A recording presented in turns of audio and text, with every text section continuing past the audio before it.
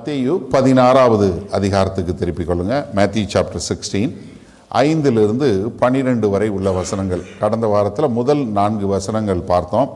எப்படி பார்க்க முடியாதவர்களாய் குருடர்களாய் இருக்கிறார்கள் என்று சொல்லக்கூடிய காரியத்தை பார்த்தோம். இன்றைக்கு எப்படி குருடர்களை காண வைக்கக்கூடியதாய், the blind made to see என்று சொல்லக்கூடியதாய் மத்தேயு 16வது அதிகாரம் 5 12 வரை. உங்களால் எளிமை நிற்க முடிந்தால் எளிமை என்று நாம் எல்லோரும் வாசித்து விட்டு இந்த செய்திக்குள்ளாய் கடந்து செல்வோம். மத்தேயு 16 5 12 வரை உள்ள வசனங்கள் வாசிப்போமா? அவருடைய சீஷர்கள் அக்கறை சேர்ந்தபோது அப்பங்களை கொண்டு வர மறந்து போனார்கள். இயேசு அவர்களை நோக்கி, பரிசேயர் சதுசேயர் என்பவர்களின் புளித்த மாவை குறித்து எச்சரிக்கையாய் இருங்கள் என்றார். நாம் அப்பங்களை கொண்டு வராதபடியால் இப்படி சொல்லுகிறார் என்று அவர்கள் தங்களுக்குள்ளே யோசனை பண்ணி கொண்டார்கள். இயேசு அதை அறிந்து, அற்ப விசுவாசிகளே, அப்பங்களை கொண்டு வராததை குறித்து நீங்கள் உங்களுக்குள்ளே யோசனை பண்ணுகிறது என்ன? இன்னும் நீங்கள் உணரவில்லையா? 5 அப்பங்களை 5000 பேருக்கு பகிர்ந்ததையும் மீதியானதை எத்தனை கூடை நிறைய எடுத்தீர்கள் என்பதையும், 7 அப்பங்களை 4000 பேருக்கு பகிர்ந்ததையும் மீதியானதை எத்தனை கூடை நிறைய எடுத்தீர்கள் என்பதையும் நீங்கள் நினைவு கூறாமல் இருக்கிறீர்களா? பரிசேயர் சதுசேயர் என்பவர்களின் புளித்த மாவுக்கு எச்சரிக்கையாய் இருக்க வேண்டும் என்று நான் சொன்னது அப்பத்தை குறித்து சொல்லவில்லை என்று நீங்கள் உணராதிருக்கிறது எப்படி என்றார். அப்பொழுது அவர் அப்பத்தின் புளித்த மாவை குறித்து எச்சரிக்கையாய் இருக்க வேண்டும் என்று சொல்லாமல் பரிசேயர் சதுசேயர் என்பவர்களின் உபதேசத்தை குறித்தே அப்படி சொன்னார் என்று அறிந்து கொண்டார்கள். ஆமேன். உட்காருங்கள். அதாவது நம்ம இந்த பூமியில் இருக்கிற எல்லா மக்களுமே இந்த ஆவிக்குரிய காரியங்களை உணரக்கூடிய கூடாத மக்களாக இருக்கிறாங்க.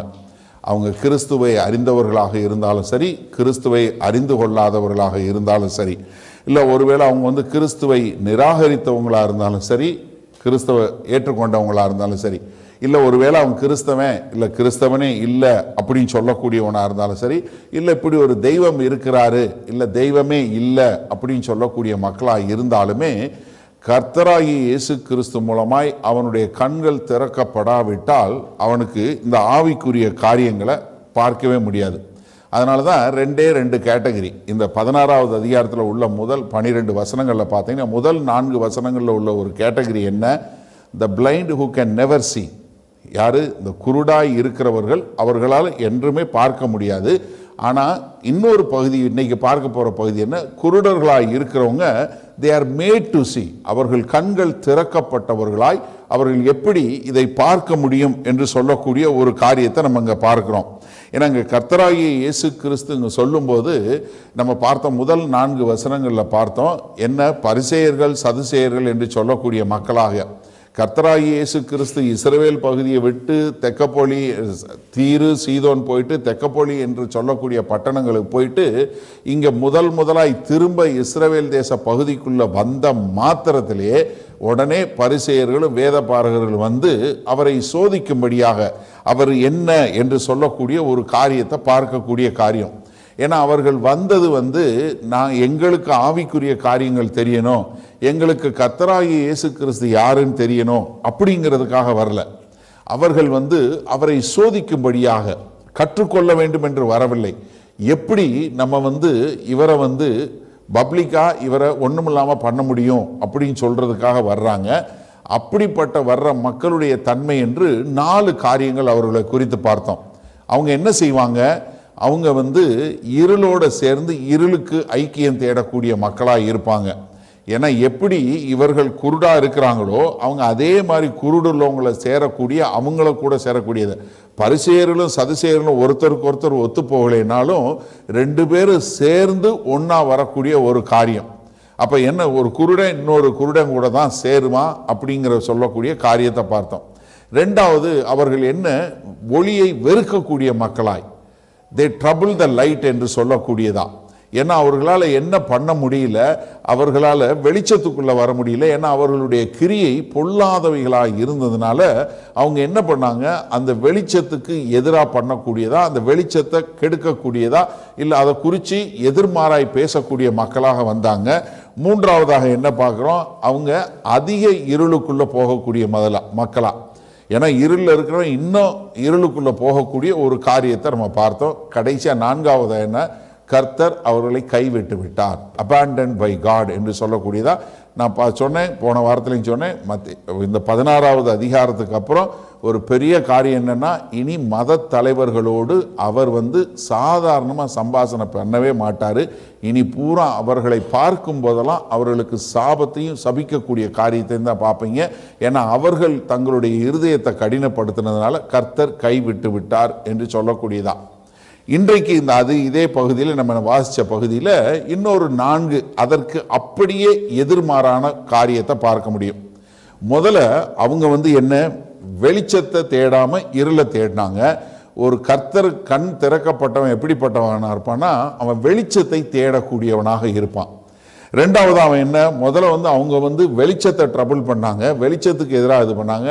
இவங்க என்ன பண்ணுவாங்க, இருளுக்கு எதிராக காரியங்களை செய்யக்கூடிய மக்களாக இருப்பாங்க. அது மாத்திரமல்ல, இவர்கள் இன்னும் வெளிச்சத்தின் மேல் வெளிச்சம் வரக்கூடிய மக்களா.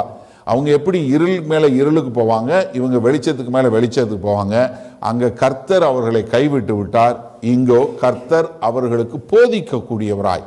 இந்த 4 வித்தியாசமான காரியங்களை பார்க்க முடியும். அவங்களை குறித்த 4 குணாதிசயம் பார்த்தோம். இப்போ the blind who could make you to see, அவங்களுடைய 4 குணாதிசயங்கள் என்னன்னு பார்த்தீங்கன்னா, முதலாவது அவர்கள் வெளிச்சத்தை தேடக்கூடிய மக்களாக இருப்பாங்க. they seek light என்று சொல்லக்கூடியதா. இதுல 5வது வசனம் பார்த்தீங்கன்னா, அவருடைய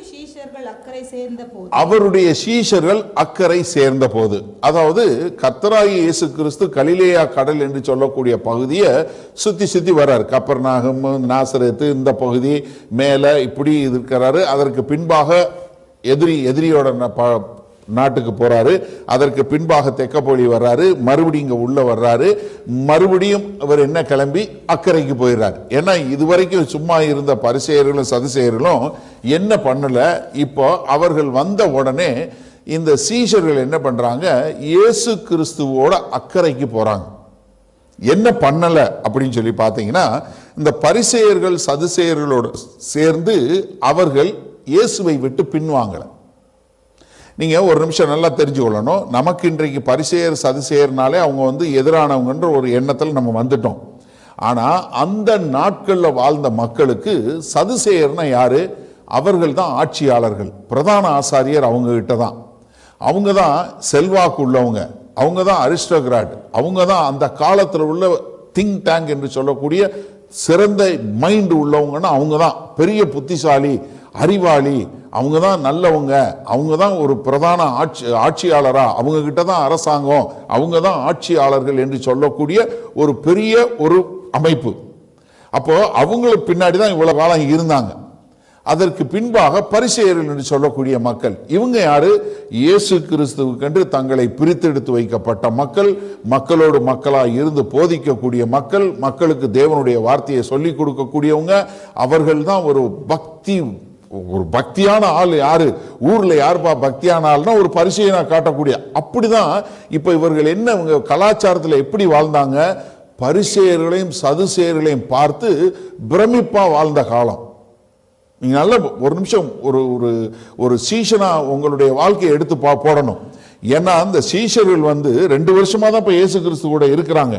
இதுக்கு முன்னாடி வரைக்கும் அவங்க வாழ்க்கை பூரா என்ன கேட்டு வந்தாங்க, பரிசேயர்கள் சதுசேயர்களை பார்த்து ஒரு பிரமித்து அவர்களை பின்பற்றி வந்த மக்கள்.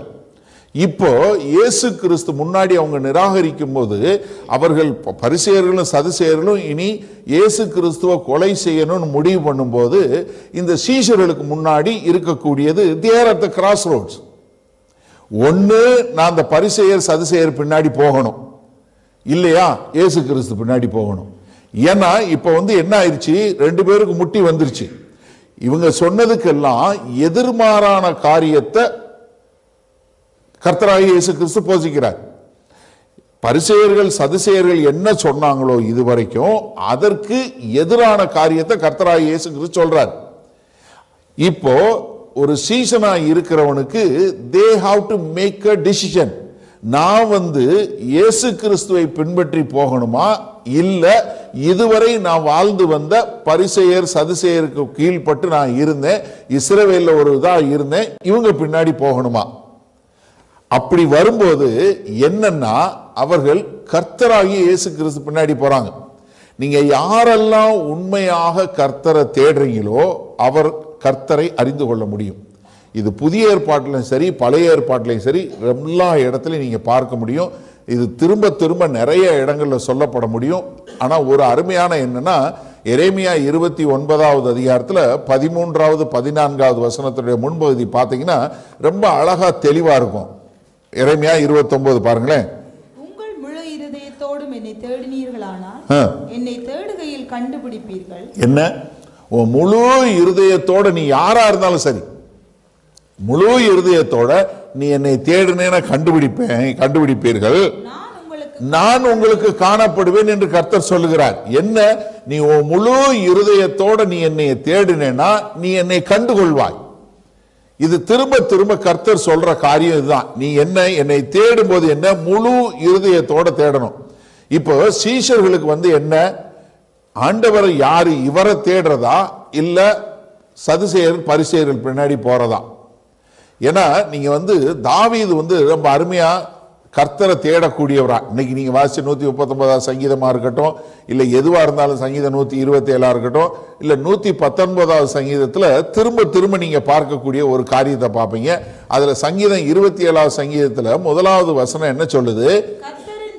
கர்த்தர் என் வெளிச்சமானவர். யாரு? என்னுடைய வெளிச்சம் யாரு? கர்த்தர் என் வெளிச்சமோ என் ரட்சிப்புமானவர். யாருக்கு அஞ்சுவேன்?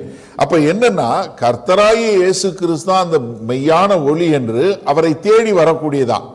நீங்க யோவான் 6வது அதிகாரத்துல பார்க்கும்போது கர்த்தராகிய இயேசு கிறிஸ்து 5000 பேருக்கு அப்பம் கொடுத்ததுக்கு அப்புறம் அவர் என்ன சொல்றாரு? நீ என்னுடைய மாம்சத்தையும் என்னுடைய ரத்தத்தையும் பானம் பண்ணணும், அப்பதான் நீ எனக்குள்ள நிலைத்திருப்ப அப்படின்னு சொல்லி அவர் சொன்னதுக்கு அப்புறம் அந்த பிரசங்கத்தை கேட்டதுக்கு அப்புறம் இது கடுமையான பிரசங்கம், யாரு இதை பின்பற்ற முடியும் அப்படின்னு சொல்லி அவங்க சொல்லும் போது யோவான் 6வது அதிகாரம் 66வது வசனத்துல இருந்து பாத்தீங்கன்னா என்ன, அவர்கள் அது முதற்கொண்டு அவரை பின்வாங்கி போயிட்டாங்க.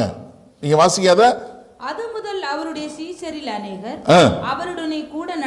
அவருடைய சீஷரில் அநேகர். நீங்க நல்லா கவனிங்க, 5000 அப்பம் சாப்பிட்டவங்க இல்ல, முதல்ல கொஞ்சம் கூட்டம் போயிருச்சு, அதுக்கப்புறம் கொஞ்சம் கூட்டம் போயிருச்சு. சீஷனாய் இருக்கிறதுல அநேகர் என்ன பண்ணிட்டாங்க? அவருடனே கூட நடவாமல் பின்வாங்கி போனார்கள். அதோட சரி, they just left him. அவரை விட்டு பின்வாங்கி போயிட்டாங்க. they abandoned him. போயிட்டாங்க. இது கடினம், யாரால அது முடியும், நாங்க மாட்டோம் அப்படின்னு போயிட்டாங்க. அப்ப இயேசு கிறிஸ்து எஞ்சி இருக்கிற 12 சீஷர்களை பார்த்து கேள்வி கேட்கிறாரு, நீங்களும் எங்க போக மனதா இருக்கிறீர்களா அப்படின்னு கேட்கும்போது பேதுரு சொல்றாரு, ஐயா நாங்க எங்க போவோம், நாங்க யார்கிட்ட போவோம், உங்ககிட்ட தானே ஜீவ வசனம் இருக்கு என்று சொல்லக்கூடிய ஒரு காரியம்.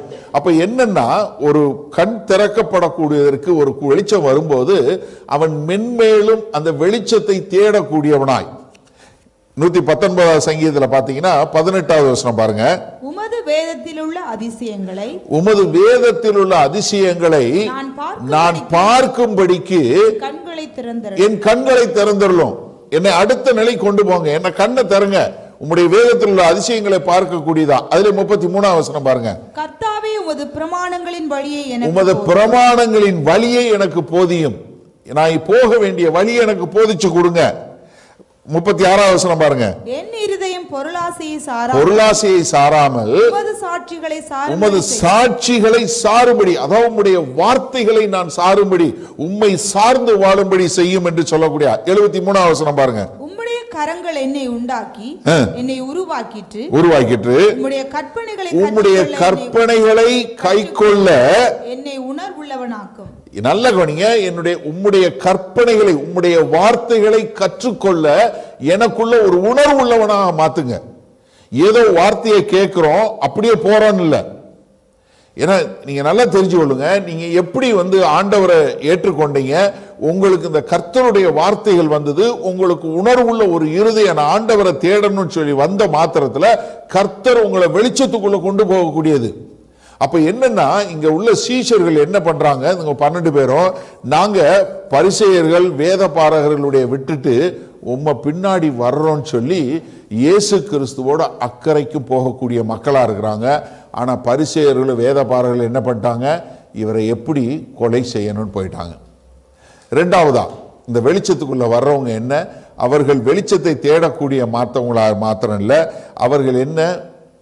இருளை ட்ரபிள் பண்ணக்கூடியவர்களா, இருளுக்கு எதிராக இருக்கக்கூடிய மக்களாக. இவங்களுக்கு என்ன? கர்த்தருடைய வார்த்தையை நான் கற்றுக்கொள்ளணும் என்று சொல்லக்கூடிய பசிதாகம். எப்படி மானானது நீரோடைய வாஞ்சித்து கதறுவது போல ஆத்மா, என்னுடைய ஆத்மா என்ன பண்ணுது? உம்முடைய பிரசன்னத்தை, உம்முடைய வார்த்தையை உம்மை நோக்கி கதறுகிறது என்று சொல்ல தாவீது சொன்னது போல, அதாவது ஆண்டவரே உம்முடைய வார்த்தைகளை நான் கற்றுக்கொள்ள வேண்டும் என்று. ஆனா என்னன்னா, இவர்களுக்கும் விசுவாசம் ரொம்ப கம்மி தான். ஆண்டவர் சொல்லும் என்ன சொல்றாரு? அற்ப விசுவாசிகளே. எப்படி? அற்ப விசுவாசிகளே. கொஞ்சம் தான், சொற்பந்தான் விசுவாசம், அவங்க விசுவாசம். இதை நீங்கள் பார்த்தீங்கன்னா அவங்கள இந்த சீஷர்களை சொல்லும்போது ஒரு 4-5 இடத்துல என்ன சொல்கிறாரு? அற்ப விசுவாசிகளேன்னு தான் சொல்கிறாரு.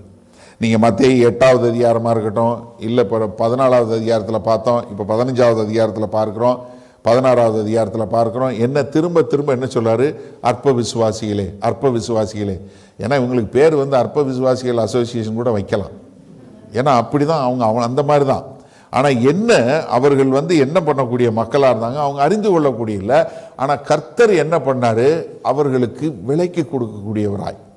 நீங்கள் மத்தேயு 13வது அதிகாரம் பார்த்தோம்ல, அதில் 10வது வசனத்திலிருந்து பாருங்களேன்.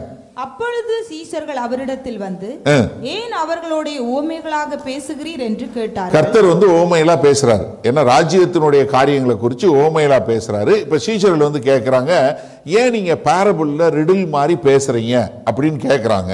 அவர்களுக்கு அவர் பிரதியுத்தரமாக, பரலோக ராஜ்யத்தின் ரகசியங்களை அறியும்படி உங்களுக்கு அருளப்பட்டது, உங்களுக்கு அருளப்பட்டது, அவர்களுக்கோ அருளப்படவில்லை. நல்லா கவனிங்க. ஆண்டவர் சொல்றாரு, உங்களுக்கு அருளப்பட்டது அவங்களுக்கு அருளப்படலை. ஆனால் நீங்கள் என்ன தெரிஞ்சுக்கணும்னா, இவங்களுக்கு பரிசேயர்களுக்கு எப்படி மற்றவங்களுக்கு புரியலையோ அதே மாதிரி இவங்களுக்கும் புரியல. ஹலோ, இவங்களுக்கும் ஒன்றும் புரியல.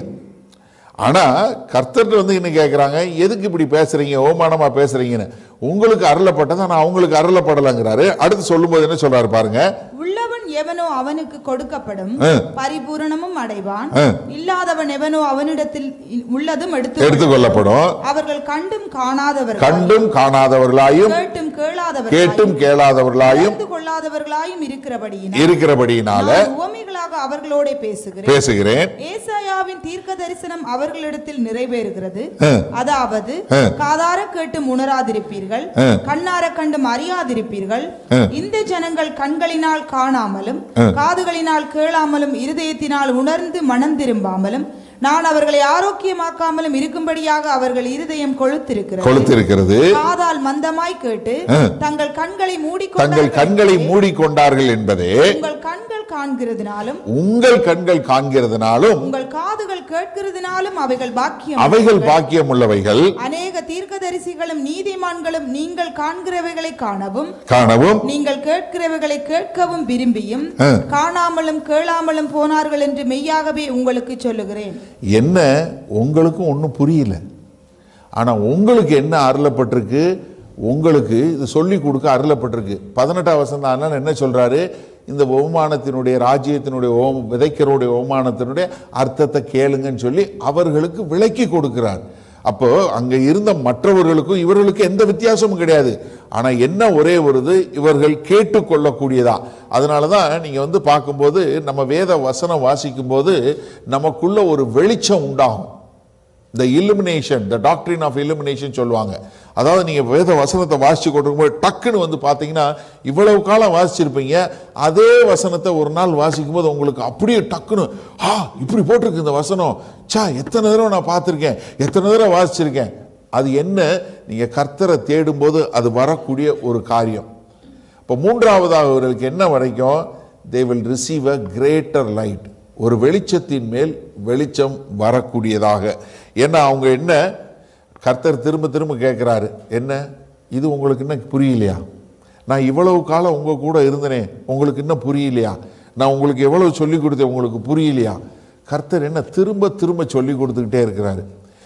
இதனால பரவாயில்ல, கர்த்தர் மரிச்சாரு, உயிர் தெழுந்தாரு. அதற்கு பின்பாக 40 நாள் அளவும் அவர்களோடு இருந்து அவருக்கு போதிக்கக்கூடியவராய். என்ன நீங்க கர்த்தர்கிட்ட கொஞ்சம் கற்றுக்கொண்டு நீங்க ஆண்டவரே எனக்கு இன்னும் சொல்லி கொடுங்கன்னா கர்த்தர் நிச்சயமா அதிகமா சொல்லி கொடுப்பார். யார் தாகமா கர்த்தர்கிட்ட வந்தாலும் ஒருத்தரை வெறுமன அனுப்பவே மாட்டார் நம்ம தேவன். நல்லா தெரிஞ்சு கொள்ளுங்க.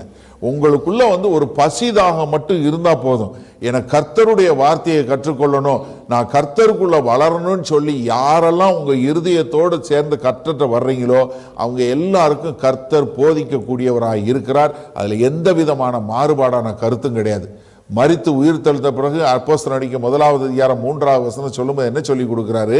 அவர் பாடுபட்ட பின்பு 40 நாளளவும் அப்போஸ்தலருக்கு தரிசனமாகி தேவனுடைய ராஜ்யத்திற்குரியவைகளை அவர்களுடனே பேசி அநேகம் தெளிவான திருஷ்டாந்தங்களினாலே அவர்களுக்கு தம்மை உயிரோடு அநேக திருஷ்டாந்தங்களினாலே ராஜ்யத்துக்குரிய காரியங்களை சொல்லி கொடுத்து தாம் உயிரோட இருக்கிறவரா காண்பித்தார். அதாவது பார்க்கிறவங்களுடைய கண்களை இன்னும் திறக்கக்கூடியவராய், கேட்கிற காதுகளை இன்னும் திறக்கக்கூடியவராய், உணர்ந்து கொள்ளக்கூடிய உணர்வுள்ள இருதயத்தை இன்னும் உணர்ந்து கொள்ளக்கூடியதா கர்த்தர் மாற்றக்கூடியவர். அதனாலதான் மேல் வீட்டு அறையில யோவான் 14வது அதிகாரத்துல சொல்லும் போது நான் போறது நல்லது, என்ன நான் போனாதான் உங்களுக்கு சத்திய ஆவியானவர் வர்றார். அவர் என்ன பண்ணுவாரு? 26வது வசனம் பாருங்க. என் நாமத்தினாலே பிதா அனுப்ப போகிற பரிசுத்த ஆவியாகிய தேற்றரவாளனே எல்லாவற்றையும் உங்களுக்கு போதித்து, எது சிலதை போதித்துனா இருக்கு, எல்லாவற்றையும் உங்களுக்கு போதித்து நான் உங்களுக்கு சொன்ன எல்லாவற்றையும் நான் சொன்ன எல்லாத்தையும் உங்களுக்கு நினைப்பூட்டுவார். என்னன்னா பரிசுத்த ஆவியானவர் உங்களுக்கு சரியான நேரத்தில் எதை சொல்லணுமோ அதை சொல்லிக் கொடுப்பார். ஆண்டவர் சொல்லிக் கொடுத்த காரியங்களை உங்களுக்கு நினைப்பூட்டுவார். அவர் உங்களுக்குள்ள என்றென்றைக்கு இருப்பாரு. ஏன்னா 16வது வசனம் சொல்லும் என்ன, அவர் உங்களுக்குள் என்றென்றைக்கும் நிரந்தரமாய் தங்கி இருக்கக்கூடிய தேவன் என்று சொல்லக்கூடியதா. அதே மாதிரி 16வது அதிகாரத்துல சொல்லும் போது யோவான் 16ல 12வது வசனம் சொல்லும்போது என்ன சொல்றாரு? இன்னும் அநேக காரியங்களை நான் உங்களுக்கு சொல்ல வேண்டியதா, என்ன நான் உங்களுக்கு அநேக காரியங்களை குறித்து இன்னும் சொல்ல வேண்டியதா இருக்கு, அவைகளை நீங்கள் இப்பொழுது நான் இப்ப உங்களுக்கு சொன்னா உங்களால ஏற்றுக்கொள்ள முடியாது, உங்களால அறிந்து கொள்ள முடியாது, உங்களால புரிந்து கொள்ள முடியாது. ஆனா என்ன உங்களுக்கு என்னென்ன தேவையோ அதையெல்லாம் யார் சொல்லிக் கொடுப்பா? சத்திய ஆவியாகி அவர் சொல்லிக் கொடுப்பார். ஏன்னா இப்ப என்னால உங்களால சொல்ல முடியாது. எனக்கு அருமையானவர்களே, இன்றைக்கு நீங்க வேத வசனம் வாசிக்கும் போது கர்த்தரை அறிஞ்சு கொள்ளும் போது நீங்க எப்படி 1வது வகுப்புல இருக்கிறீங்களோ அதே மாதிரிதான் அடுத்து கொஞ்சம் கொஞ்சமா வளர்ச்சியில வர்றது. எப்ப உங்களுக்குள்ள ஒரு பசிதாக ஆண்டவரே நான் உங்களுடைய வார்த்தையை கற்றுக்கொள்ளணும், ஆண்டவரே உம்மை அறிந்து கொள்ளணும்னு சொல்லும் போது சத்திய ஆவியாகிய அவர் உங்களுக்கு சொல்லிக் கொடுப்பார். நான் ஏற்கனவே சொல்லிக் கொடுத்திருக்கேன். ஒரு கிறிஸ்தவனுக்குள்ள ஒரு பெரிய காரியம், பைபிளுக்கும் மீதி புஸ்தகத்துக்குள்ள ஒரு பெரிய வித்தியாசம் என்ன தெரியுமா? வேத வசனம் வாசிக்கும் போது இந்த வேத வசனத்தை எழுதிய ஆசிரியராகிய சத்திய ஆவியானவர் உங்களுக்குள்ள இருந்து உங்களுக்கு சொல்லிக் கொடுக்கிறார். வேற எந்த புஸ்தகத்தும் கிடையாது, எந்த புஸ்தகத்தை எழுதின ஆத்தரும் கிடையாது. அதனாலதான் இது ஜீவனுள்ள தேவன், ஜீவனுள்ள வார்த்தைகள், மனுஷனை ஜீவிக்க புதுப்பிக்கக்கூடிய வார்த்தைகள். அதான் வேத வசனத்தில் உள்ள ஒரு பெரிய வித்தியாசம். இதை நாம் நன்றாக புரிந்து கொள்ள வேண்டும். அவர் உங்களுக்கு என்ன சகல சத்தியத்துக்குள்ள உங்களை நடத்துவார். என்ன சகல சத்தியத்துக்குள்ளே கர்த்தர் நம்மளை நடத்தக்கூடியவரா இருப்பாரு. காரணம் என்ன? அவர் தான் நீங்க பெற்ற அபிஷேகம். 1 யோவான் 2:20 சொல்லும் என்ன சொல்றாரு? நீங்கள் பரிசுத்தராலே அபிஷேகம் பெற்று சகலத்தையும் அறிந்திருக்கிறீர்கள். என்ன சத்திய ஆவியை பெற்று நீங்க சகலத்தையும் அறிந்திருக்கிறீங்க. அதிலே 27வது வசனம் பாருங்க. நீங்கள் அவராலே பெற்ற அபிஷேகம் உங்களில் நிலைத்திருக்கிறது, ஒருவரும் உங்களுக்கு போதிக்க வேண்டுவது என்ன? உங்களுக்கு ஒருத்தர் போதிக்க வேண்டுவதில்லை, அந்த அபிஷேகம் சகலத்தையும் குறித்து உங்களுக்கு போதிக்கிறது, அது சத்தியமா இருக்கிறது. நல்ல கவனிங்க, உங்களுக்கு சொல்லி கொடுக்கிறதுக்கு ரெசிடென்ட் டீச்சர் எப்பவுமே உங்களுக்குள்ள இருக்காரு. எனக்கு அருமையானவர்களே, உங்களுக்கு சொல்லி கொடுக்கிறதுக்கு பரிசுத்த ஆவியானவர் உங்களுக்குள்ள இருக்கிறாரு. நீங்க கேட்க வேண்டியதுதான் காரணம். கேட்டீங்கன்னா அவர் உங்களுக்கு சொல்லி கொடுப்பாரு. எப்படி உங்க வீட்டில் உங்க அப்பாவோ இல்லை உங்க கணவனோ இல்லை உங்க மனைவியோ இல்லை உங்க அம்மாவோ இருக்கும்போது வீட்டில் ஒரு பொருள் இருக்கு, உங்களுக்கு தெரியாம இருக்கலாம், அவங்களுக்கு சொன்னா கரெக்டா எடுத்து கொடுப்பாங்க, பார்த்துருக்கீங்களா? அதே மாதிரிதான் ஆவியானவர் உங்களுக்குள்ள என்றைக்கு இருக்கிறாரு. அவர் உங்களுக்கு சரியானது சரியான நேரத்தில் எடுத்து கொடுக்கக்கூடியவராய் இருக்கிறார். அதே மாதிரி 1 கொரிந்தியர் 2வது அதிகாரம் 4-5 பாருங்க.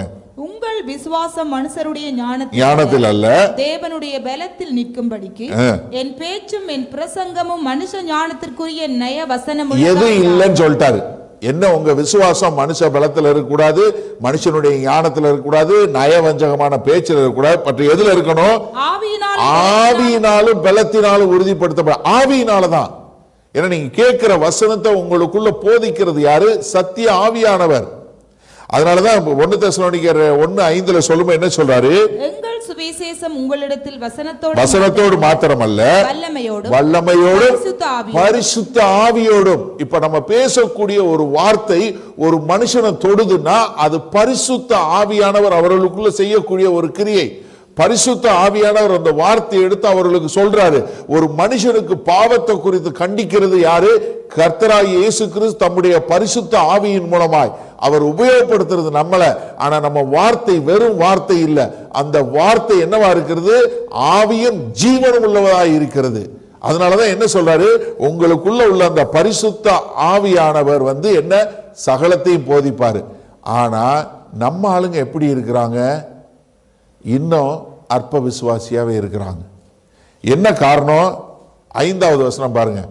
அவருடைய சீஷர்கள் அக்கறை சேர்ந்தபோது அப்பங்களை கொண்டு வர மறந்து போனார்கள். சாப்பாடு எடுத்து அவசரமா நீங்க யோசிங்க.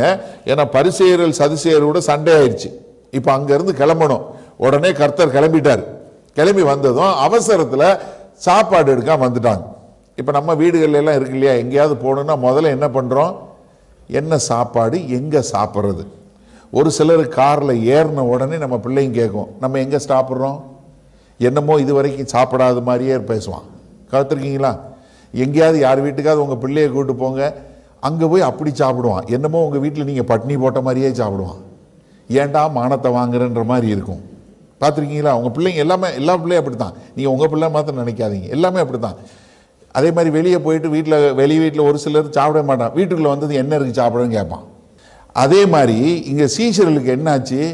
ஐயையோ, அவசரத்தில் சாப்பாடு எடுக்காம வந்துட்டோம். இதனுடைய ஒத்த பகுதி மார்க் 8வது அதிகாரம் இருக்கு. அதுல 14வது வசனத்தில் பார்த்தீங்கன்னா அவங்க ஒரே ஒரு அப்பம் மட்டும் தான் கையில் இருக்கு.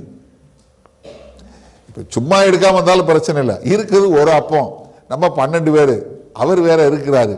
எப்படி என்று சொல்லக்கூடிய ஒரு காரியம் என்னன்னா ரொம்ப லெகுவாக மறந்து விட்டாங்க. எப்படி? இப்பதான் கர்த்தர் கிட்டத்தட்ட ஒரு 50,000 பேருக்கு சாப்பாடு கொடுத்தாரு. ஏன்னா முதல்ல பார்க்கிறோம், இஸ்ரவேல் தேச மக்கள்ல ஒரு 5,000 பேருக்கு சாப்பாடு கொடுத்தாரு. அடுத்து புறஜாதி பகுதியில் உள்ள ஒரு 4,000 ஆண்களுக்கு சாப்பாடு கொடுத்தாரு.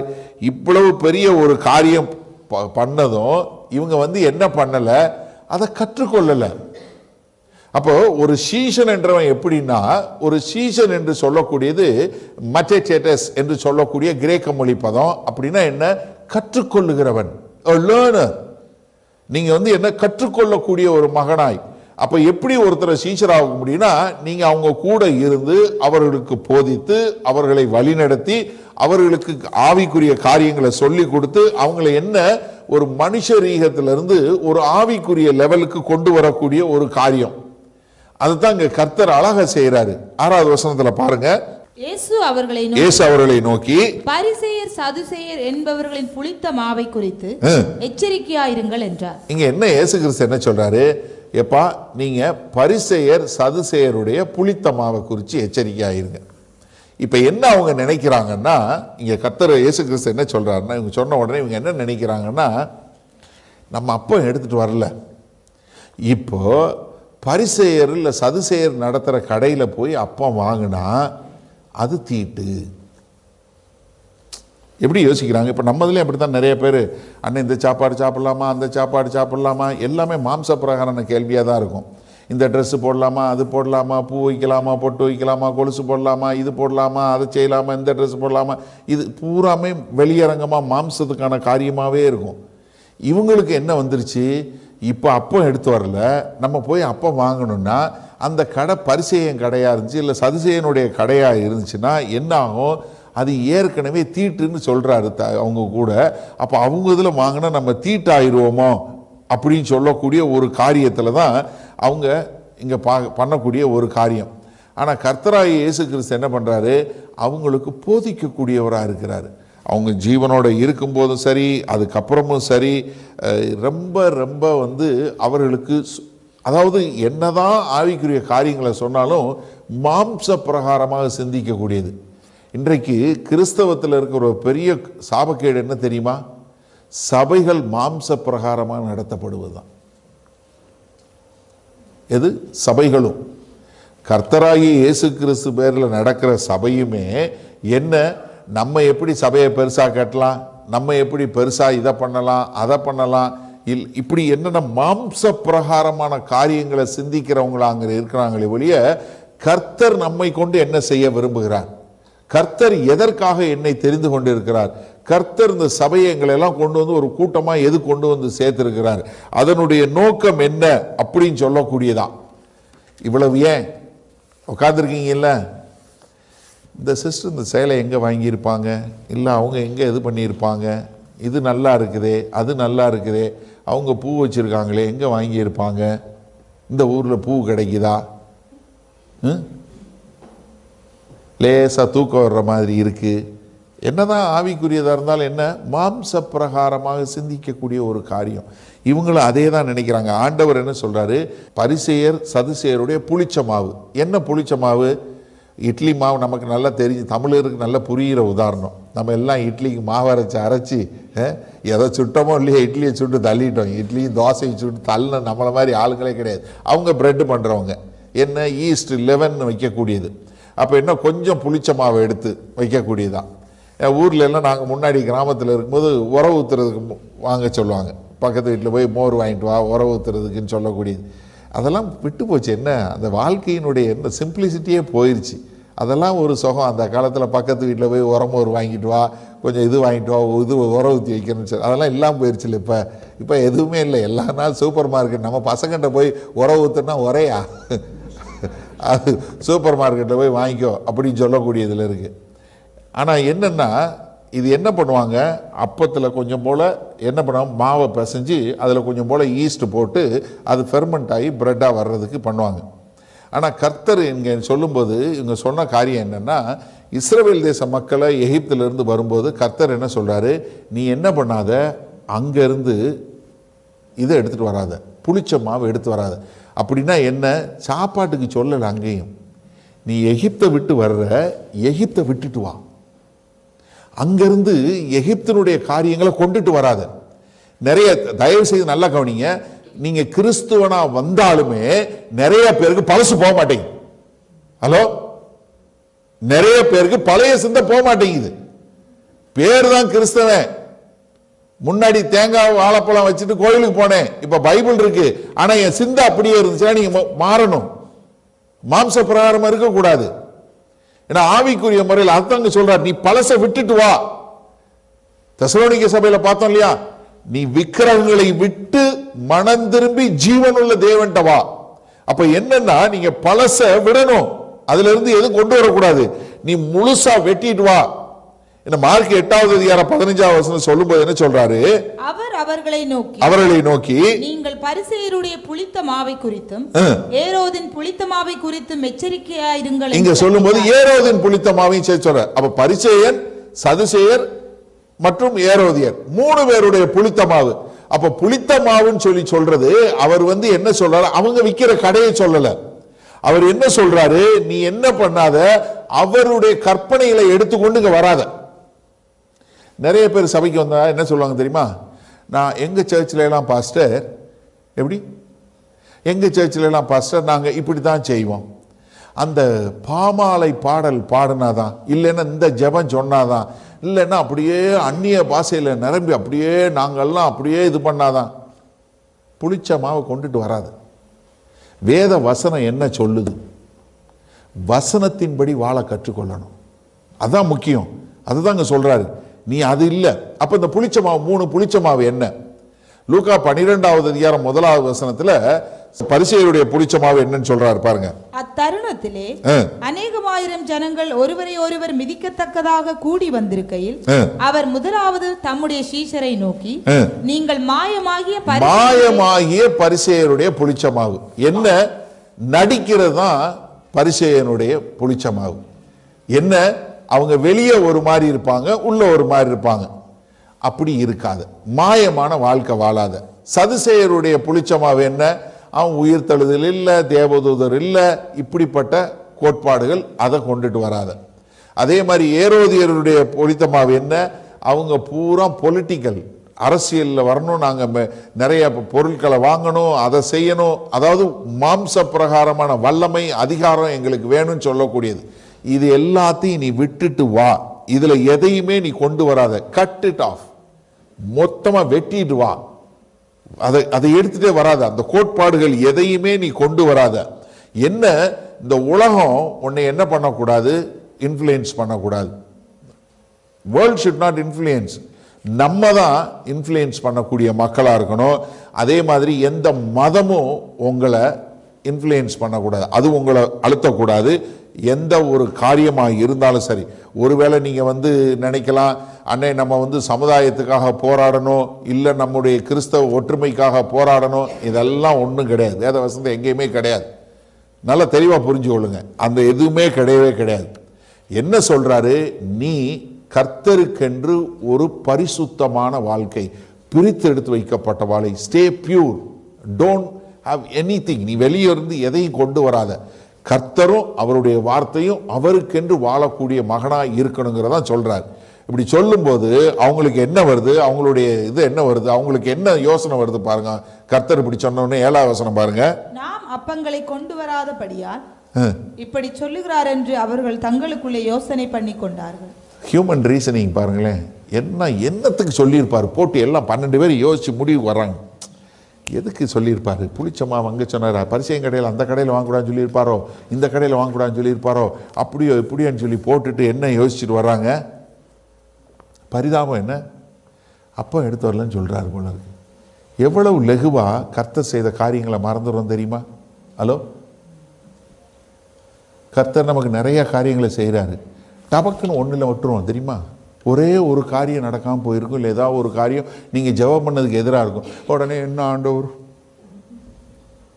நான் இங்கே எவ்வளோ கஷ்டப்படுறேன் தெரியுமா, ஆண்டவர் என்னை கண்டுக்கிறதே இல்லை, அவர் சொல்கிறது நான் என்னமோ வாழ்கிறேன் போங்க.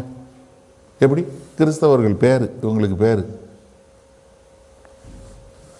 சீஜர்கள் அப்படி தானே இருந்தாங்க. எப்படி அந்த அப்பம் எடுத்துகிட்டு வரல, அதான் சொல்கிறாரு. எவ்வளவு அதாவது அவங்க கைகளில் அப்பம் பெருகி அத்தனை பேர் கொடுத்தாங்களே, எவ்வளவு ஈஸியாக சொல்லியிருக்கலாம், அப்பம் எடுத்து வரலன்னு எல்லாம் ஆண்டவரே, நீங்கள் உங்களால் எங்கேயும் அப்பம் கொடுக்க, நம்மகிட்ட ஒரு அப்பம் இருக்கு போதும் வாங்க சொல்லியிருக்கணுமா இல்லையா? நம்மளே நிறைய பேர் இப்படித்தான், என்ன எல்லாத்தையும் மறந்து போயிடுறாங்க. அவங்களுக்கு என்ன வர்றதில்லை, நம்ம இங்கே எங்கேயாவது பிரச்சனை வந்துருமோ அப்படின்னு சொல்லக்கூடியதான். இப்போ இயேசு கிறிஸ்து அவங்கள பார்த்து என்ன சொல்றாரு பாருங்க, 8வது வசனத்துல, இயேசு அதை அறிந்து அற்ப விசுவாசிகளே, ஏன்டா உங்களுக்கு விசுவாசமே வராதா? அற்ப விசுவாசிகளே, அப்பங்களை கொண்டு வராததை குறித்து நீங்கள் உங்களுக்குள்ளே யோசனை பண்ணுகிறது என்ன? அப்ப என்னன்னா, ஆவிக்குரிய ஆளா இருந்தாலும் மாம்ச சிந்தை இருக்கு, மாம்ச சிந்தையில தான் இருக்காங்க. என்ன மாம்ச பிரகாரமா அப்பத்தை குறித்து தான் யோசிக்கிறாங்க. இப்ப இயேசு கிறிஸ்து என்ன சொல்றாரு பாருங்க, 9வது வசனம் பாருங்க, இன்னும் நீங்கள் உணரவில்லையா 5 அப்பங்களை 5000 பேருக்கு பகிர்ந்ததையும். இப்போ ஒரு கணக்கு கொடுக்கிறார், எப்பா 5 அப்பங்களை 5000 பேருக்கு கொடுத்த போது மீதியானதை எத்தனை கூடை நிறைய எடுத்தீர்கள் என்பதையும், 7 அப்பங்களை 4000 பேருக்கு பகிர்ந்ததையும், மீதியானதை எத்தனை கூடை நிறைய எடுத்தீர்கள் என்பதையும் நீங்கள் நினைவு கூறாமல் இருக்கிறீர்களா? ஏப்பா அது மட்டும் உங்களுக்கு மறந்து போகுது? எப்படி அது மட்டும் எப்படி மறந்து போகுது? 5000 பேருக்கு கொடுக்கும்போது எத்தனை கூட எடுத்தீங்க? அவ்வளோ பெரிய சின்ன கூடையா 12 கூட எடுத்தீங்க. 4000 பேருக்கு கொடுக்கும்போது என்ன 7 பெரிய கூட எடுத்தீங்களே, எப்படி நீங்க மறக்கிறீங்க? எனக்கு அருமையான, நீங்க நல்லா தெரிஞ்சு கொள்ளுங்க. உங்களுக்கு முதலாவது தெரிய வேண்டும்னா, நாளைய குறித்து கவலைப்படாதீங்கிற கர்த்தர் திரும்ப திரும்ப தன்னுடைய வசனத்தில் சொல்லி கொடுக்கிறார். மத்தேயு 6வது அதிகாரம் 25வது வசனத்துல இருந்து, நாளைய குறித்து நீ கவலைப்படாத, நாளைக்கு என்னத்தை உண்போம், என்னத்தை உடுத்துவோம், என்னத்தை செய்வோம், இதை பத்தி கவலைப்படாத. இதெல்லாம் யார் தேடுவா? அஞ்ஞானிகள் தேடுவாங்க. நீ பறவையை பாரு, நீ புல்ல பாரு, இதெல்லாம் போஷிக்கிற நான் உன்னைய விட்டுருவனா? நீ என்ன செய்யணும்? 33 வருஷம் சொல்றாரு, முதலாவது என்னையும் என்னுடைய ராஜ்யத்தை தேடு, நீதியை தேடு, அப்பொழுது இவைகளெல்லாம் உனக்கு கூட கொடுக்கப்படும். அப்ப எனக்கு அருமையானவர்களே, நம்ம மாம்ச பிரகாரமான தேவைகளுக்கு தேட வேண்டிய அவசியம் இல்லை. அது கர்த்தர் கூட கொடுப்பாரு. நீங்க அவரை தேடுங்க, அவருடைய காரியங்களை தேடும் போது அவர் கண்டிப்பாக கொடுக்கக்கூடிய ஒரு காரியம். அப்ப என்ன, ஒரு மாம்சமான ஒரு முறையில மாம்சமான காரியங்களை தேடுவதை நிறுத்துங்க. நீங்க ஒரு நிமிஷம் பின்னோக்கி பாருங்க, உங்க மாம்சமான வாழ்க்கையில கர்த்தர் எப்படி போஷித்து இருக்கிறாரு, கர்த்தர் எப்படி வழி நடத்தி இருக்கிறாரு, உங்க தேவைகளை எப்படி சந்திச்சிருக்கிறாரு, எந்த வகையில நடத்தி இருக்கிறாரு. இதுவரை காத்து வந்த இம்மானுவேலர் இனி கைவிடுவாரா? அப்ப என்ன, நமக்குள்ள அந்த விசுவாசத்தில் நம்ம வளரக்கூடிய மக்களா இருக்கணுமே ஒழிய மறுபடியும் அற்ப விசுவாசிகளை உட்கார்ந்து கண்ணை கசக்கிட்டு இருக்க கூடாது. அது ஏன் தெரியல, நிறைய கிறிஸ்தவர்களுக்கு கண்ணை கசக்கிறது பயங்கரமா பிடிக்குது. அது என்னன்னு தெரியல. அது ஒரு சங்கீதத்தில் ஒரு வசனம் இருக்குல்ல, என் கண்ணீர் எல்லாம் துருத்தியில பிடிச்சு வச்சிருக்கான்னு தெரியலன்னு சொன்னதுனாலே என்னமோ நம்மளுக்கு கஜாமுச்சான கண்ணீர் வருது. ஆண்டவர் இதை செய்யல அதை செய்யலன்னு சொல்லக்கூடியதா? தயவு செய்து நீங்க மாம்ச பிரகாரமான காரியத்தை விடுங்க. கர்த்தர் உங்களுக்கு என்ன வேணுமோ ஏற்ற காலத்தில் அதை செய்வார். ஆமென். அப்படிப்பட்ட மக்களை நம்ம வாழ கற்றுக்கொள்ளணும். கடைசியா ஆண்டவர் அவர்களுக்கு போதிக்க கூடியவராய் இருக்கிறார். அவர் என்ன, அவங்கள கைவிட்டுட்டாரு, பரிசேயர் சதுசேயர்ல இந்த சீஷர்களுக்கு போதிக்க கூடியவரா இருக்கு. 11ஆம் வசனம் பாருங்க. பரிசேயர் சதுசேயர் என்பவர்களின் புளித்த மாவுக்கு எச்சரிக்கையா இருக்க வேண்டும் என்று நான் சொன்னது அப்பத்தை குறித்து சொல்லவில்லை. ரொம்ப தெளிவா சொல்றாரு. எப்பா நான் சொன்னது அவங்கள குறிச்சு ஜாக்கிரதையா இருந்துச்சுன்னா, அவன் கடையில வாங்காதீங்களான்னு குறிச்சு சொல்லல. எதை குறிச்சு சொன்னேன்? அவர்களுடைய உபதேசத்தை குறித்தான் சொன்னேன். நீங்க எப்படி இதுவரைக்கும் உணராது இருக்கிறது? எப்படி, ஏன் உங்களுக்கு இன்னும் அந்த உணர்வு வரமாட்டேங்குது? கிறிஸ்தவர்களாகிய நீங்க இன்னைக்கு உங்களை கேள்வி கேளுங்க, நீங்க சொத்து எங்க சேர்க்கிறீங்க? பரலோகத்திலயா பூமியிலயா? மத்தேயு 6வது அதிகாரம் 19-20 வசனத்துல பார்த்தோம். எங்க சொத்து சேர்க்காத? பூமியில சொத்து சேர்க்காத. எங்க சேர்க்கணும்? பரலோகத்துல சேர்க்கணும். ஆனா நம்மளுடைய ஜெபம் எல்லாம் எதை குறிச்சிருக்கு? ஹலோ, கேளுங்க உங்களை. எனக்கு அருமையானவர்களே, நமக்கு இங்க தங்குறதுக்கு வீடு வேணுமா, வாகனம் வேணுமா, என்ன வேணுமா கொடுப்பாரு கர்த்தர்.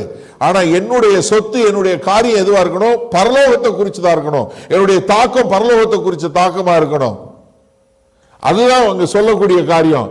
அதனாலதான் பிலிப்பியர் 3:20 சொல்லும் என்ன சொல்ற, நம்முடைய குடியிருப்பு எங்க இருக்கு? பரலோகத்தை. அவர் சிட்டிசன்ஷிப் இஸ் இன் ஹெவன்.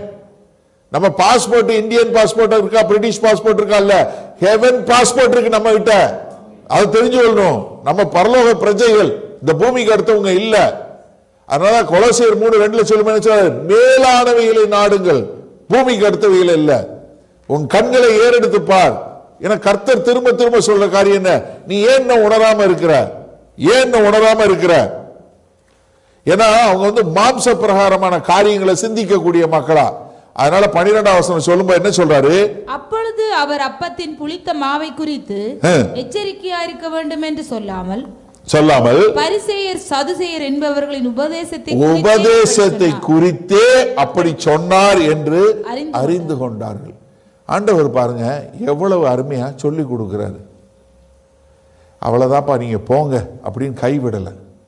மாறாக என்ன சொல்லி கொடுக்கிறாரு? இல்ல, நான் நீ இன்னமா உணராம இருக்கிற அப்படின்னு சொன்ன மாத்திரத்தில் அப்பதான் அவங்களுக்கு என்ன வருது?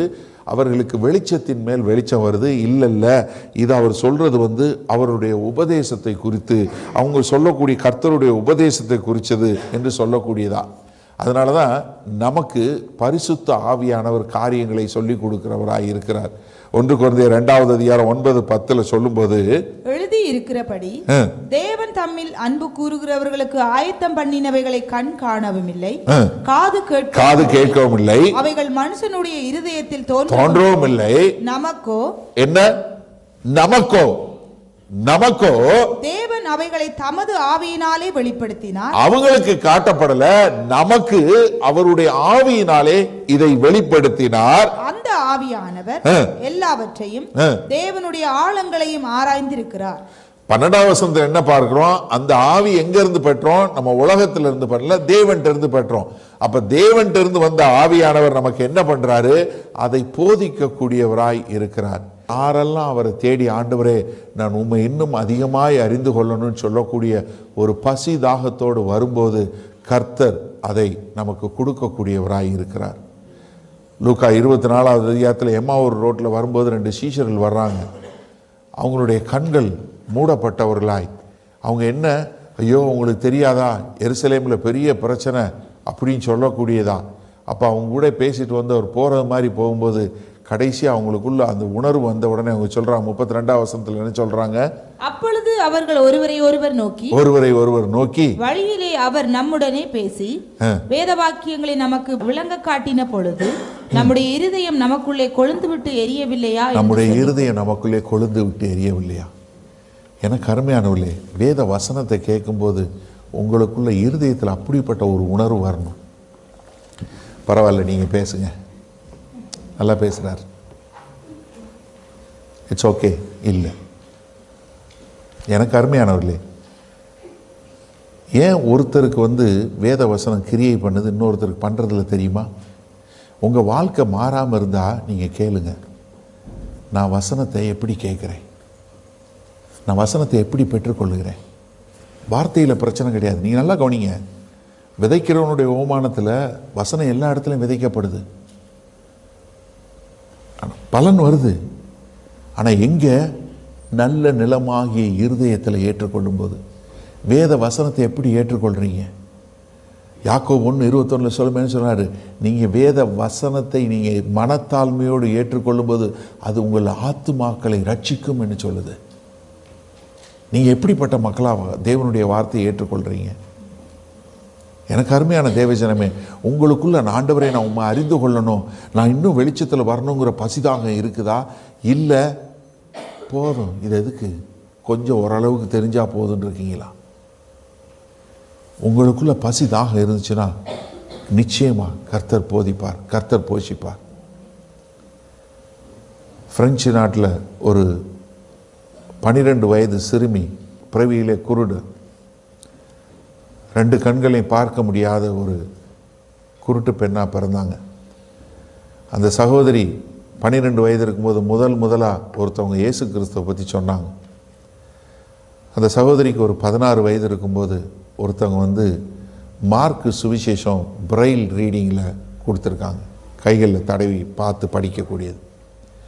இந்த சகோதரி அதை படிக்க ஆரம்பிக்கிறாங்க. இயேசு கிறிஸ்து இப்படிப்பட்டவரா அப்படின்னு கையில் தடவி தடவி தடவி அந்த மார்க் காஸ்பலை படித்து அவங்களுக்குள்ள அப்படி ஒரு சந்தோஷம். கர்த்தர், ஐயோ இப்படி ஒரு தேவனா என்று சொல்லி அவங்களுக்கு டெய்லி இந்த பைபிளை வாசிக்க தினசரி எடுத்து எடுத்து எடுத்து எடுத்து வாசித்து ஒரு காலகட்டத்தில் அவங்களுடைய விரலில் அந்த உணர்வு போயிடுச்சு. உணர்வு போன உடனே, ஐயோ என்னால் பைபிள் வாசிக்க முடியலையே அப்படின்னு சொல்லி இந்த தோலை பூரா பிரித்து அதை போய் வாசிக்க ஆரம்பித்தாங்க. கொஞ்ச நாளில் அப்படி இதாகி டாக்டர் சொல்லிட்டாங்க, இதில் இருக்க நீங்கள் நர்வு எல்லாத்தையும் ஒன்றுமில்லாமல் பண்ணிட்டீங்க, இனிமேல் உங்களால் வாசிக்க முடியாது, உங்களால் உணர்ந்து கொள்ள முடியாது. ஓன்னு ஒரே அழுக, ஐயோ ஆண்டவரே உங்களுடைய வார்த்தை எனக்கு கிடைக்காம போயிடுச்சு, இப்போ நான் உங்களுடைய வார்த்தையை வாசிக்க முடியாதே அப்படின்னு சொல்லி ஒரே அழுக எழுந்துட்டு ரொம்ப நாள் ஜெபம் பண்ணிட்டு ஒரு நாள் எடுத்து, ஆண்டவரே என்னால் தாங்க முடியல அப்படின்னு சொல்லி அந்த பிரெயில் எடுத்து முத்தம் கொடுத்தாங்களாம். முத்தம் கொடுத்த உடனே அவங்க உதட்டில் அந்த உணர்வு, அந்த எழுத்தினுடைய உணர்வு வந்துச்சு. உடனே அந்த உதட்டில் வச்சு படிக்க ஆரம்பித்தாங்களாம். Do you have such a hunger to read Bible? உங்களுக்குள்ள அப்படிப்பட்ட உணர்வு இருக்கா வேத வசனம் வாசிக்கிறதுக்கு? கர்த்தருடைய வார்த்தையை அறிஞ்சு கொள்ளணும்னு வாசிக்கிறீங்களா? இல்லை கடமைக்கு உங்கள் பிள்ளைகிட்ட ஏதோ பைபிள் வாசிக்க சொன்னீங்கன்னா வாசிச்சுட்டு வரானே அந்த மாதிரி வாசிக்கிறீங்களா? தேவனை நான் உண்மை அறிந்து கொள்ள வேண்டும், உமக்குள்ளே வளரணும், உமக்கென்று வாழணும் அப்படின்னு சொல்லக்கூடிய ஒரு தாகம் இருக்குதா? அப்படி இருந்தால் கர்த்தர் நிச்சயமாக அவர் சொல்லி கொடுப்பார். உங்களுக்கு நான் ஒரு சாட்சி, என் வாழ்க்கையில் எனக்கு கர்த்தர் சொல்லி கொடுத்த நான் உங்களுக்கு கொடுக்குறேன். நான் எங்கேயும் போய் யார்கிட்டையும் கற்றுக்கல, எந்த பைபிள் காலேஜுக்கும் போகல. எனக்கு அருமையானவர்களே, எனக்கு சொல்லி கொடுத்த ஆண்டவர் உங்களுக்கு சொல்லி கொடுக்க மாட்டார்ல. There is no partiality in God. கர்த்தர்கிட்ட எந்த பாரபட்சமும் கிடையாது. யாரெல்லாம் உண்மையா ஆண்டவரே எனக்கு கற்றுக் கொடுங்க ஆண்டவரே, உம்மை அறிந்து கொள்ள வேண்டும் ஆண்டவரே, உம்மை பற்றி நான் தெரிந்து கொள்ள வேண்டும் ஆண்டவரேன்னு சொல்லி யாரெல்லாம் பசி தாகத்தோடு கர்த்தர்கிட்ட வர்றாங்களோ அந்த தாக்கம், ஆண்டவரே நான் உம்மை அறிந்து கொள்ள வேண்டும், நீர் யார் என்று எனக்கு தெரிய வேண்டும் அப்படிங்கிற ஒரு தாக்கத்தோடு ஒரு ஏக்கத்தோடு பைபிள் வாசிக்கக்கூடிய மக்களா? எனக்கு அருமையான தேவ ஜனமே, உங்களுக்குள்ள அப்படிப்பட்ட ஒரு தாக்கம் இருக்கா? நம்மகிட்ட இன்னைக்கு இவ்வளோ பைபிள் இருக்கு, எவ்வளோ வாசிக்கிறோம்? எவ்வளோ பைபிள் காப்பி இருக்கு சொல்லுங்க. உங்க வீட்டில் எத்தனை பைபிள் காப்பி இருக்கு? ஆனா எப்படி வாசிக்கிறீங்க? நான் இன்னொரு சம்பவம் சொல்றேன், உண்மை சம்பவம். சவுத் கொரியா சியோல்ல இருந்து ஒரு 17 பேர் ஆப்கானிஸ்தானுக்கு சுவிசேஷம் சொல்ல வந்தாங்க. அவர்களை தாலிபான் கைது பண்ணி கொண்டு போயிட்டாங்க. கொண்டு போய் அவங்கள அண்டர் கிரவுண்டில் வச்சுட்டு அவங்க கொரியாவுக்கு கொடுத்தாங்க ரேன்சம். இவங்களெல்லாம் ஒவ்வொருத்தராக வெட்ட போகிறோம், இவ்வளவு காசு கொடுக்கணும், இந்தந்த ஆளுங்களை விடுதலை பண்ணலைன்னா நாங்கள் ஒவ்வொருத்தராக கொலை செய்ய போகிறோன்னு. அப்போ போகும்போது அவங்களுக்குள்ள ஒரே ஒருத்தவங்ககிட்ட மட்டும் ஒரே ஒரு பைபிள் மட்டும் எடுத்துகிட்டு போயிட்டாங்க. அப்போ அவங்க பண்ணாங்களாம், என்ன பண்ணாங்கன்னா ஜான் காஸ்பல் வச்சுருந்தாங்களாம், கிழிச்சு ஆளுக்கு 2 பேப்பராக கையில் வச்சுக்கிட்டாங்களாம். ஏன்னா நம்மளை வேறு வேறு இடத்துக்கு கொண்டு போயிடுவாங்க, கர்த்தரோட வார்த்தை இல்லைன்னா நம்மளால் முடியாதுன்னு சொல்லி ஆளுக்கு 2 பேப்பர் வச்சுட்டு போய் உட்காந்துருந்தாங்களாம். கிட்டத்தட்ட 47 நாட்கள் அவருடைய பிடியில் இருந்தாங்க. தெய்வாதீனமாக ஒரு நாள் அவங்கள பிடிச்சவங்க விட்டுட்டு போயிட்டாங்க, அவங்களுக்கே தெரியல, கொஞ்சம் மீட்கப்பட்டாங்க. மீட்கப்பட்டு போயிட்டாங்க. 1 வருஷம் கழித்து சியோல் போனாங்க. 1 வருஷம் கழித்து ரீயூனியன் மீட் பண்ணாங்க. எல்லாரும் ஒன்று சேர்ந்து மீட் பண்ண உடனே எல்லாருக்கும் ஒரே அழுகையா. ஆனால் அங்கே போனதும் அவர்களை ரொம்ப ஹீரோ மாதிரி எல்லாரும் வரவேற்று அவங்கவுங்க சபையில் எல்லாரும் கூப்பிட்டு அவங்கள சாட்சி சொல்ல சொல்லி எல்லாருன்னு. ஆனால் அந்த 17 பேர் ஒன்று சேர்ந்த உடனே கட்டி பிடிச்சி ஓன்னு அழுதாங்களாம். அந்த 47 நாள் எவ்வளோ சுகமாக இருந்துச்சு. என்கிட்ட இருந்த அந்த வார்த்தையை என்னால் இன்றைக்கும் சொல்ல முடியும். அந்த பேப்பரில் என்கிட்ட இருந்த அந்த 2 பேப்பர் இன்னும் அன்றைக்கி அப்படியே இருக்குது. அதில் உள்ள ஒவ்வொரு எழுத்தும் என்னால் சொல்ல முடியும், எந்த இடத்துல புல் ஸ்டாப் இருக்குது, எந்த இடத்துல கமா இருக்குன்னு. ஆனால் இங்கே இந்த 1 வருஷத்தில் நான் கர்த்தரை விட்டு தூரம் போயிட்டேன்னு அழுதாங்களாம். நம்ம எல்லோரும் திரும்ப ஆப்கானிஸ்தானுக்கே போவோன்னு. ஏன்னா எனக்கு தேவை கர்த்தர் இல்லாத இடம் எனக்கு தேவையில்லைன்னு. எனக்கு அருமையானவர்களே, இன்றைக்கு உங்கள் கையில் இருக்க பைபிளை வச்சு எப்படி நீங்கள் வாசிக்கிறீங்க? ஆண்டவரே என் கண்ணை திறங்க, எனக்கு வெளிச்சத்தின் மேலே வெளிச்சத்தில் கொண்டு போங்க, நான் உண்மை அறிந்து கொள்ளக்கூடிய அறிவில் வரணும். ஏதோ வந்தோம் போனோன்னு பைபிள் வாசிக்காமல். அதனால தான் நான் நீ பைபிள் இல்லாமல் சர்ச்சுக்கு வராதீங்கன்னு சொல்கிற காரணம் தான். ஏன்னா அந்த வேத வசனம் சும்மா நமக்கு வரல. எவ்வளோ பெரிய உயிர் தியாகம், எவ்வளோ பேர் தியாகம் பண்ணி கொண்டு வந்திருக்காங்க தெரியுமா? இந்த வார்த்தை வருவதற்கு எத்தனை பேர் தங்களுடைய உயிரை விட்டுருக்காங்க தெரியுமா? எனக்கு அருமையான தேவ ஜனமே, இன்றைக்கு உங்களுக்குள்ள அப்படிப்பட்ட ஒரு உந்துதல் உண்டாகட்டும், உங்களுக்குள்ள அப்படிப்பட்ட ஒரு எழுப்புதல் உண்டாகட்டும். ஆண்டவரே நான் சும்மா வாசிக்கக்கூடாது, ஆண்டவரே உம்மை அறிந்து கொள்ள வேண்டும், உமக்குள்ளே வளர வேண்டும் என்று சொல்லக்கூடிய ஒரு தாக்கத்தை எனக்கு கொடுங்க. ஏதோ பொழுது போகலைன்னா நான் சர்ச்சுக்கு வர்றேன், எனக்கு வேறு வேலை இல்லைன்னா சர்ச்சுக்கு வரேன் இல்லை, நான் நேற்று ராத்திரி லேட் ஆயிடுச்சு அதனால் நீங்கள் தூங்கிட்டேன், அதனால் பெட்டில் படுத்துக்கிட்டே ஆன்லைனில் சர்வீஸ் பார்க்குறேன் இல்லை. எனக்கு அருமையானவர்களே, உங்களுக்குள்ள நீ கர்த்தர் ஒரு மாறுதலை கொண்டு வரட்டும். இல்லைன்னு நீங்கள் பரிசேயனை போல் நடிகனாக மாறிடுவீங்க, இல்லை சதுசேயனை போல் லீகலிஸ்டாக மாறிடுவீங்க, இல்லை ஏரோதியனை போல் மெட்டீரியலிஸ்டாக மாறிடுவீங்க. கர்த்தர் உங்களுக்கு இன்றைக்கி ஒரு மனம் திரும்புதலை கொடுக்கட்டும். ஒரு நிமிஷம் நான் அமைதியாக இருக்க போகிறேன். நீங்கள் கண்களை மூடி உங்களுக்கு ஜெபம் பண்ணுங்க. ஆண்டவரே என்னை மாற்றுங்கன்னு சொல்லி உம்முடைய வார்த்தையை குறித்த ஒரு தாக்கம் எனக்குள்ளே உண்டாகட்டும். ஆண்டவரே உம்மை அறிந்து கொள்ள வேண்டும், உம்மை நான் இன்னும் கிட்டி சேரணும்.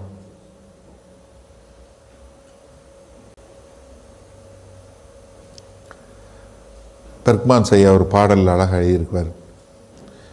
இன்னும் உம்மை அறியணுமே, இன்னும் உம்மை கிட்டி சேரணுமே. பிரசன்னம், தேவ பிரசன்னம்.